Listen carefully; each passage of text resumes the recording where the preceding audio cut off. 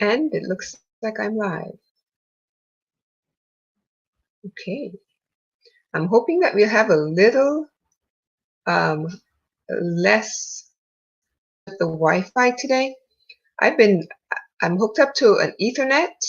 I do have an Ethernet cable plugged in, but still we've been having some issues over the last few live streams. So hopefully today is a little bit better. And if you're watching, just pop in the chat and just let me know whether or not everything is good.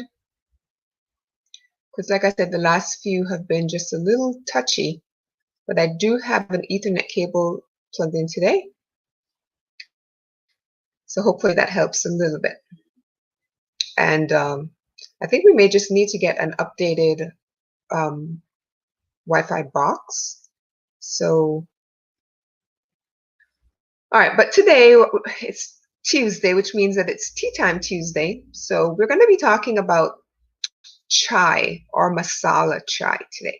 I'm going to give you a recipe that I came up with, and I actually did it this morning, and I'll share with you what the recipe is so that you can go ahead and try to, kind of make it on your own. It's very, very easy. Chances are you have all of the ingredients in your spice cabinet already to make this. If you want to make a basic one, if you have pumpkin spice, you have probably 90% of the ingredients for to make chai. No, you heard me say masala chai. So why did I say that? Because that is actually the correct way of saying it. It's masala chai. Masala actually means spice, and chai means tea. So most people, when you go to order chai at Starbucks or one of these places, I've heard a lot of people say chai, and I myself have even said it. Can I have a blah blah blah chai tea? But chai actually means tea, right? So masala chai is actually the correct way of saying it, because masala means spice, chai means tea. So masala is just a beverage that combines milk, water, and a bunch of aromatic herbs and spices to create that beverage. Hi, Rosanna. How are you doing? So yes, that is actually what we're going to make is masala chai, or if you're familiar with it, it's chai tea. But you're kind of being redundant when you say chai tea, because chai actually means tea. And if you go to India, it's said that they would actually laugh at you when you order chai tea. But so that's what we're going to be making today, and it's just a mixture of, like I said, black tea with water, your choice of milk, and the different aromatic spices. And like I said, if you have pumpkin spice, you have a lot of the spices already within. The pumpkin spice that I have, I'm going to show it to you here. This particular one has cinnamon, ginger, nutmeg, and allspice. And that's 4 of the ingredients that most people use to make chai. All right, so let me give you the recipe for my particular masala chai. And I think I posted it in the comment section. So if you're watching, chances are you see it in the comments already. That is that particular blend that I put in the comments. I'm calling it a concentrate, because let me show you what it looks like. I can actually make 2 out of this. This is what I'm calling concentrated. So I would take half of this and add an equal, or whatever I'm doing, whatever amount I use from here, I would add an equal amount of my choice of milk to it, and that would be the tea.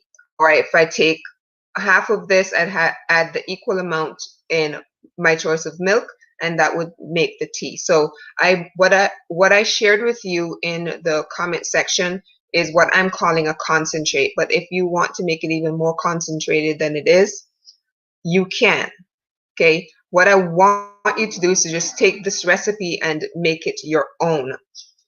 And I took black tea, because traditional chai is made with black tea, but I also added in a tea bag from, It's not showing up because it's got a green. Yes, it does have green on it. This tea is called Evening in Masala. And this particular tea was given to me by a friend of mine who lives in Minnesota. What did I say, Minnesota? Not Minnesota, Montana. She lives in Montana. So she sent this for me, and the tea is absolutely delicious. So I love to experiment with different herbs and spices, as you know. That's why I do this show. So what I did was I added in 3 of the black tea bags and 1 of the Evening in Masala. Now let me tell you what is in. Let me take out one of these tea bags. It has green on the front of the bag, so every time I show it, it actually is acting like a green screen. You can see. So that's not what you want to see, but the tea comes in these little tea bags, and it smells divine. So this is the Evening in Masala tea bag, and let me tell you what is in here. There's so many herbs in here. There's chamomile, rose hips, lemongrass, papaya leaf. Let me bring it closer. Papaya leaf, peppermint, blackberry leaf, raspberry leaf, spearmint, lemon peel, alfalfa, wild cherry bark, wintergreen, star anise, vanilla, lavender, red clover, and then there's some stevia, which is a natural sweetener. That is all this little tea bag. So I decided I was going to add in 1 tea bag of the Evening in Masala, plus I added in, let me grab the black tea. Oh, there is no more in here. But anyway, I added in 3 black tea bags. And that is how I created my my version of masala chai.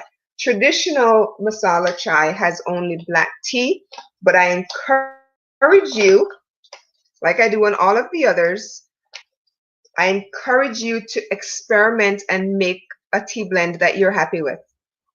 You don't have to take, the exact recipe that I've shared or what you find online and make it. Experiment, make it your own. So I have some white tea here. Let me see if I can get that on the screen.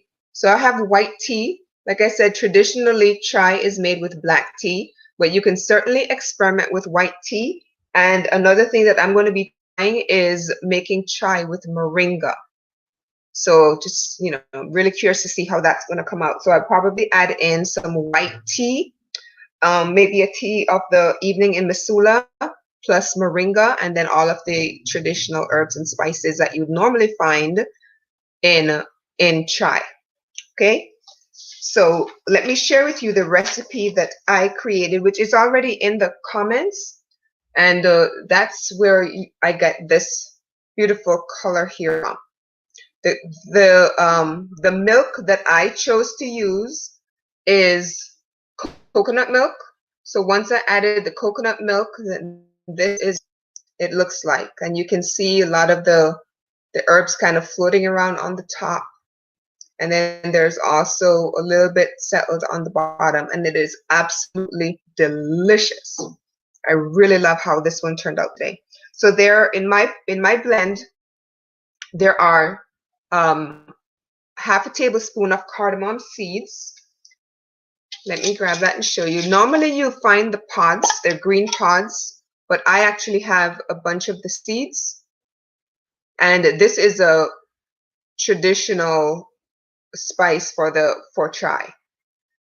And oh gosh, you find this in a lot of Indian dishes. So cardamom, I use a half tablespoon of the cardamom seeds. I also use 12 whole peppercorns. Let me find, let's see if I can find the right one here. I get them in these, got the wrong bag. This is what peppercorns look like when they're whole. And I get them in these little packets. They're probably 97 cents in these, and it's a lot. You do get quite a bit. So I used 12 of the whole peppercorns, and then I also put in, you find the cloves, I put in 8 cloves. Now, if you don't have the whole, you can certainly use powder. There's nothing wrong with using the powder. You just kind of have to play around with the amount and come up with a blend that you like. And then all you do is you can just strain it out, or you can simply drink it with all of the herbs. There's nothing wrong with that. So I used 8 of the cloves, a 4-inch piece of ginger. Now, I didn't have fresh ginger, but I always have crystallized ginger, which, you know, whenever I ever have an upset stomach, I just grab a piece of this. So what I did was I took 4 pieces of the crystallized ginger, and I simply sliced it up. Let me grab a piece out of here so you can see. This is what crystallized ginger looks like. It is not candied ginger, but it does have a little bit on there. So I just took this and I just sliced it up, and I added that into my mixture. But you want about a 4-inch piece of ginger. And if you don't have the fresh ginger, you can certainly use ginger powder as well. 4 cups of water, 4 cinnamon sticks, and let me grab the, if you don't have cinnamon sticks, you just simply use cinnamon powder. And let me just grab a stick out of here so you can see, if you're not familiar with what cinnamon sticks like. This is actually the bark of the cinnamon tree. So this is what it looks like. So I use 4 of the cinnamon sticks in the pot, and then I used 6 whole of allspice. Let me just grab that and show you. So this is allspice, and I put in 6 of these. You can crush them up before you put them in if you want it to be a nice strong flavor, or you can just leave them whole like that, and you have, you know, you still get the flavor of it and the aroma from all the spices. It's just not as strong. But if you like a nice strong tea, pound them up and put them into the pot. Okay. You'll also need some sugar, brown sugar, or some honey to sweeten. Now, if you're using honey, do not put honey into the pot when it's boiling, because it kind of kills the benefits of the honey. So let your tea cool down a little bit before you add the honey. If you're working with brown sugar, you can simply add sugar in as the tea is boiling. I also added 3 star anise. I just realized that I don't have that here with, yes I do. That is star anise. I'm hoping that you can see it. There we go. So I added in 3 of those, and then I added in some vanilla. Now, if you don't have vanilla, if you have essential oil, you can add in 1 tiny drop of vanilla essential oil. No more, because then it's going to be too much. It's going to overpower all of the other flavors. So if you do not have the pure vanilla, just get 1 tiny drop of the vanilla essential oil, and you can put that in. 1/8 of a teaspoon of nutmeg. Now, I mentioned the pumpkin spice, and this particular pumpkin spice has nutmeg in there. So if you don't have, the grated nutmeg, you can simply just add in some pumpkin spice to your tea. And that is, I think that's all. Oh, plus 3 tea bags, 3 black tea bags, in addition to what I added in was the 1 tea bag called Evening in Missoula. So that is what I put together for my masala chai.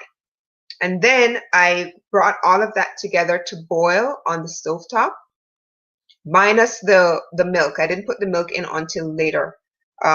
So bring all of that to boil, and then for about 10 minutes, bring it to boil, then turn it down and have it simmer for about 5 minutes, and then you add in your tea bags, and then you let it simmer for about another 5 minutes or so.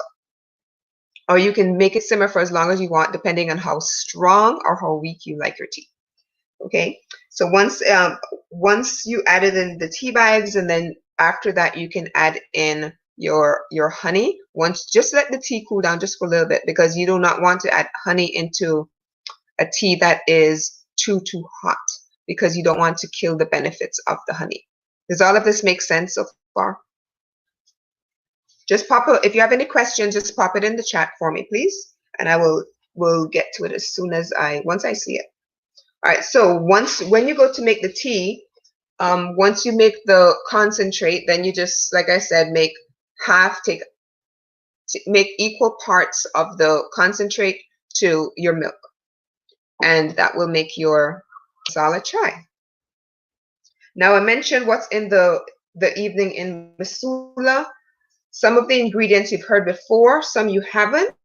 So I'm going to give you some of the benefits, and you'll be able to figure out why this particular time of year is probably the perfect time to be making this tea. One that gets cold in some areas, so it's really good to warm you up, but there's so many benefits to a lot of the ingredients that are in this tea, especially for your gut area.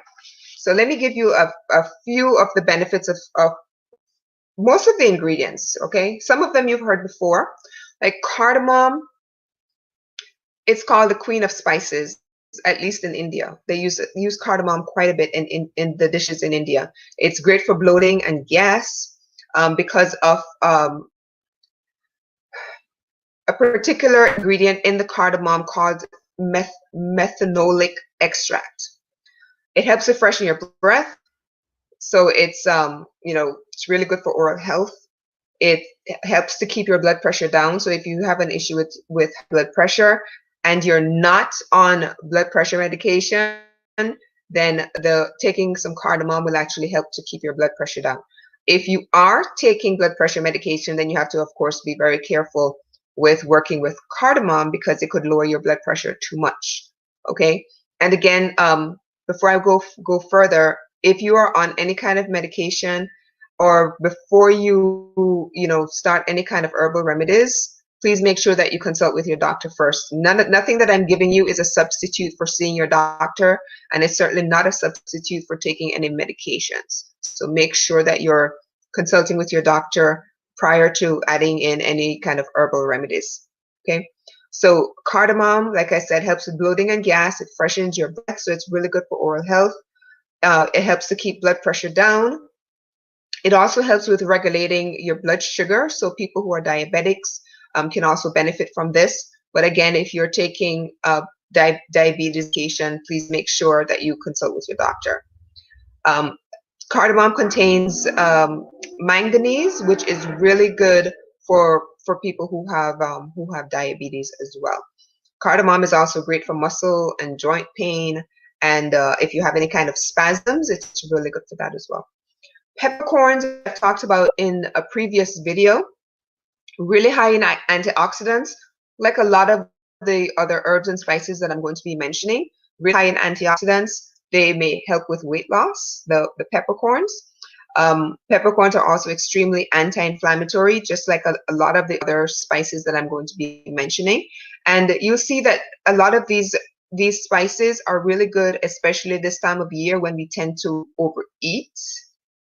So this was also one that we could have made, around Thanksgiving, but Christmas is not, I know that between then and Christmas time and New Year's, a lot of us tend to overeat. So this is one tea that you can certainly make, especially this time of the year, but you can also drink it throughout the year, especially if you have any kind of digestive issues. So peppercorns also help to control blood sugar and helps with digestion, helps to prevent constipation. And if you have any kind of respiratory issues, this will also help with that, especially if you have like a cold or maybe a sore throat. Having peppercorns in your tea will also help with those issues. Cloves are in here, and we talked about cloves on Friday as being one of the ingredients in the oil that was made by four thieves in, I think it was 1646, when during the bubonic plague. Cloves is very antiseptic, antibacterial, antiviral, all of those things. And cloves was used in there, and actually among other spices, and it was the oil that was made is now referred to as thieves oil. And if you're interested in hearing about that, I did a video this past Friday on Oily Friday where we talked about that blend, and I showed you how to actually make that thieves oil blend. So cloves is in here, high in antioxidants, just like a few of the others. It's supposed to be great for people who have ulcers as well, and there's a lot of science-based research that you can go and find online that will help you to understand all this a lot more. Cloves, like I said, is antibacterial. It is great for the liver, great as a detox, and also helps to keep your blood sugar regulated. Ginger, we've spoken about that, I think, in several tea blends. It's actually one of my favorite herbs. I grow it in containers. I've been growing ginger in containers for many years now, and there's nothing like fresh ginger, nothing like digging it up and just using it right there. So ginger is extremely anti-inflammatory. And side note, ginger is also in the anti-inflammatory blend that I use called FTG, which is frankincense, turmeric, and ginger. Three very, very powerful anti-inflammatory agents. Ginger is also really good for easing nausea. So we know that whenever we have an upset stomach, a lot of the times some ginger tea is usually what's given to help to alleviate those symptoms. Ginger, again, also helps to lower your blood sugar if you have issues with diabetes. So please be very careful if you're taking diabetes medication, because a lot of the herbs and spices in here tend to help to regulate your blood sugar. So if you are taking diabetes medication, let your doctor know, and don't make this tea and drink this tea prior to doing that. If you are trying to get off your diabetes medication, then this certainly is a way to go, but also let your doctor know that that's what you're trying to do so that he can work with you in that regard. So ginger also helps to lower your cholesterol. And if you're taking cholesterol medication, that's another thing you want to consider, is you don't want to be taking cholesterol medication that's going to lower and then take ginger, because you don't want your cholesterol to get too low, because some cholesterol is good. So again, work with your doctor whenever you are, transitioning into any kind of herbal therapies. So ginger is also high in antioxidants, just like the others that I mentioned, and helps to also ease indigestion. Now, cinnamon is the other spice that I talked about before. Let me see if I can. Cinnamon, again, is loaded with antioxidants. It's antibacterial, it's antiseptic, it's anti-inflammatory. Hence why it's in here, and hence why it was also in the thieves blend, the thieves oil blend that was created back in the 1600s, and which to this day is still used. And cinnamon also helps to lower blood sugar, and I think this is the one herb that a lot of people with diabetes tend to work with, is cinnamon when they're trying to regulate blood pressure. Allspice helps to ease nausea, and it also helps with bloating and gas. So you can see how a lot of these herbs and spices would tend to be really good for this time of the year, because what kind of symptoms do you come up with whenever you overeat? Things like bloating and gas and indigestion and stomach pain and stomach cramps, that sort of thing, right? So this is like the perfect tea blend to have around this time of year. The next one is anise, and I've spoken about this before, so I won't go into too much detail, but it is antifungal, it's antibacterial, and it helps to keep your blood sugar in check as well.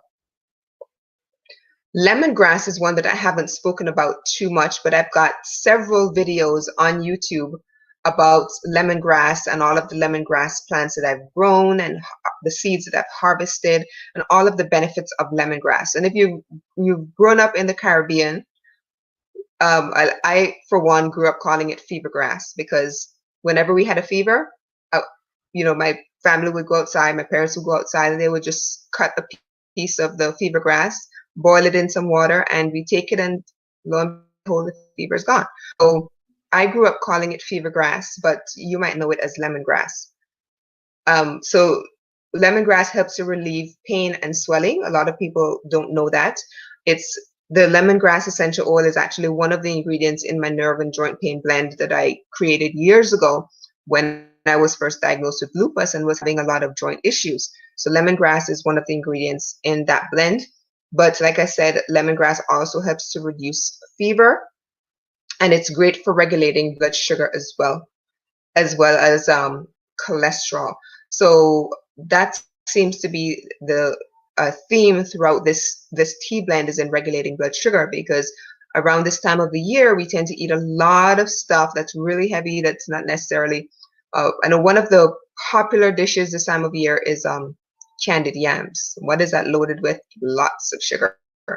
So one of the tea blends that I make called bitters helps with detoxing and regulating, all of the different hormones and all of the, your blood sugar as well. But this tea also helps to regulate your blood sugar, because we tend to eat a lot of sweets around this time of the year. I know for me, I'm looking forward to eating some fruitcake, the Caribbean style fruitcake that is. And we also make sorrel. So, there's a little bit of sugar in there. There's a lot of sugar in the fruitcake. So this tea is going to be perfect if you're like me and you tend to indulge in these kind of sweets this time of the year, right? Another ingredient in here is papaya leaf. And the papaya leaf was actually in the evening in Masala tea bag. So if you're making the traditional chai, then you may not necessarily have this in here, but I have it in mine. And the papaya leaf helps to balance blood sugar. It also supports digestion, is anti-inflammatory, and if you're looking to grow your hair, papaya leaf is great for that. I'm not looking to grow my hair because I shave mine every single week, but the papaya leaf is certainly good for growing your hair, and it also helps promote healthy skin. Rose hips, which I've talked about before, is also in my masala chai. And it's loaded with vitamin C. So again, this time of the year, whenever it's cold and flu season, having that vitamin C added in there is definitely a benefit. Blackberry leaf is in my tea blend as well, and that's really good for sore throat, for sore gums, and if you have, I know a lot of people with lupus tend to experience oral ulcers. I did many years ago when I was first diagnosed, and I would have the oral ulcers, and I've written an article about my experience when I was first going through lupus. And one of the things that I went through a lot was oral ulcers. I would have point maybe 10 or 12 different ulcers in my mouth, and you can imagine just how painful that is.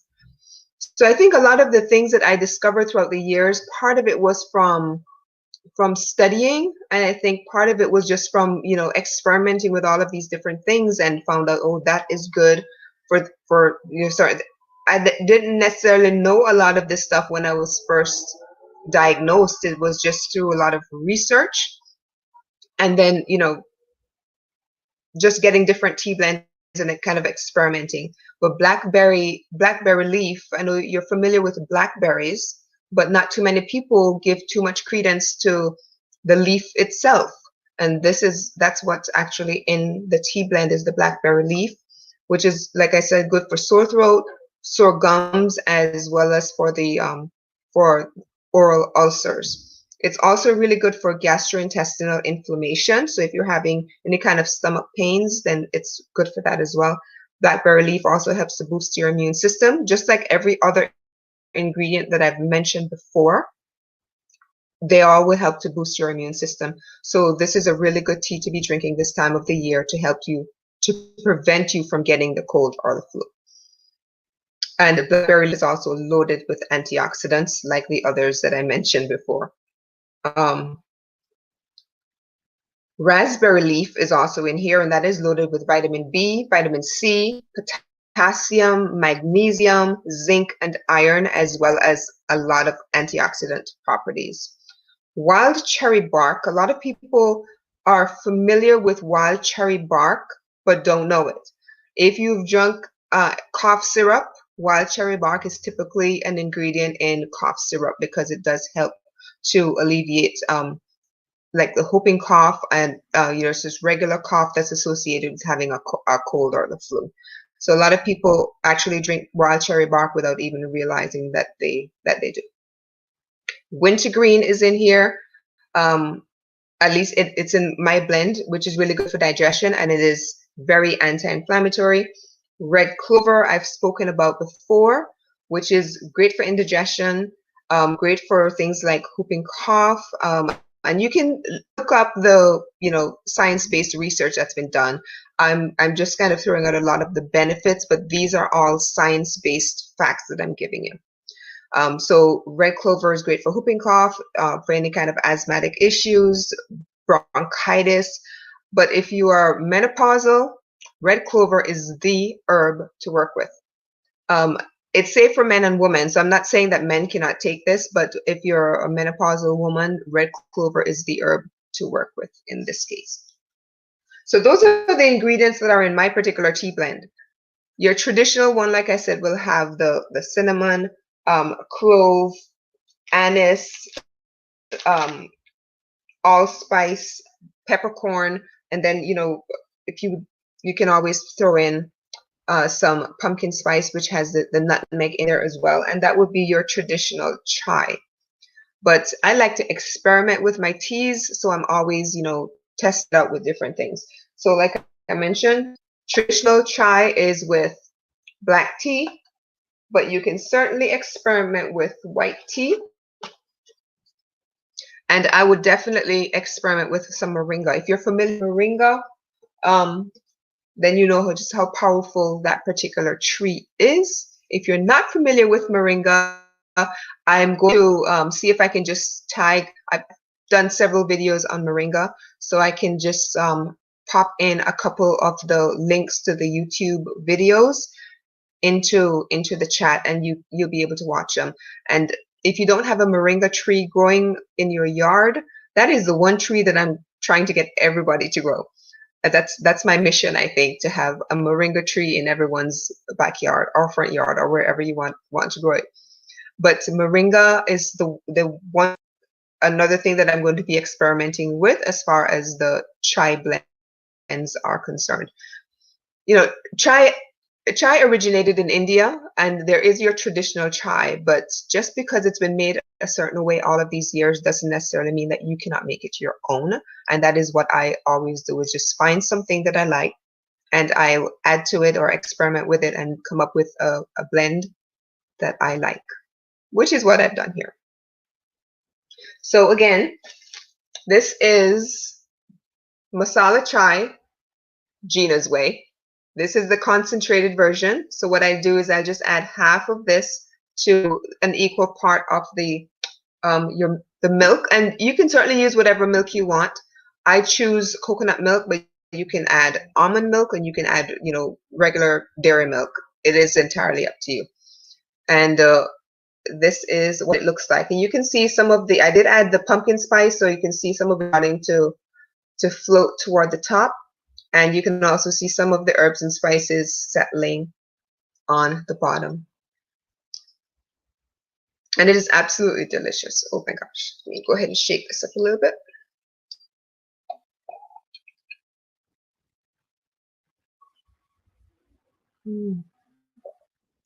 I've been drinking this literally all morning. I made a pot of it about 10 o'clock this morning, and I've been drinking this all morning. And it is now 3:30 in the afternoon. So there's no overdosing on this. It's just so good, and it is good for you. So this is one tea that I would encourage you to try to make. I did post my recipe in the comment section already, and I will go back and I will link some videos to lemongrass, and I will link videos to moringa if you decide that you want to experiment. And I would love to know if you actually try this out and see how it turns out. Experiment with different teas, like your white tea, the black tea is traditional. If you have another tea blend in your cabinet, you want to experiment with that. Have fun. That's the bottom line, is have fun when you're creating your tea blends. And this is probably the easiest one to create, because chances are you already have these ingredients in your spice cabinet. All right. So with that being said, if you have any questions at all about this or any of the videos that I'm going to link here, just simply pop them in the comments. I know that I'm streaming today from, I think I'm streaming to Facebook, the Lupus page, and on YouTube, because I wanted to see if streaming to less platforms was going to help this this lag that I've been having. And if today was a little bit better, please let me know, because I'm really trying to sort out any kind of technical issues before we, get this whole year, the new year started. I have a huge project that I've been working on, and I'm going to share that with you in the next few weeks. I'm also going to be reopening my store, where I'll be carrying a lot of the tea blends that I've been sharing with you. So if you've decided, you know what, I really don't want to collecting all of these different herbs and spices to make my own, then you'll be able to just purchase it. Okay? And if that is something that interests you, just let me know. But whenever I reopen the store, I will certainly let you know more about that. Coming up this week, when tomorrow is Wednesday, will be Wisdom Wednesday, and I have a few things I'm going to share with you tomorrow. And then again on Friday is Oily Friday. And I had some ideas about what we were going to make. I think I wrote it down. Let me see if I find it. I thought I wrote it down, maybe I didn't. Or I thought I wrote it in maybe in another book. But I'm going to share with you a blend this coming Friday that I think you're going to. Oh, it is. Just remember what it is. I'm going to share with you a blend that you can put into your diffuser, but you can also you can use it as a perfume. You can use it in the diffuser, and you can also make a spray that you can spray into your toilet. Let's say you're going to have a bunch of people over for Christmas, maybe, a few people, or just for, to have around your home. So you make a spray, and before you use the toilet, you just spray it onto the top of the water. It'll disperse, and then you use the bathroom, and it basically takes the stink away before you create the stink.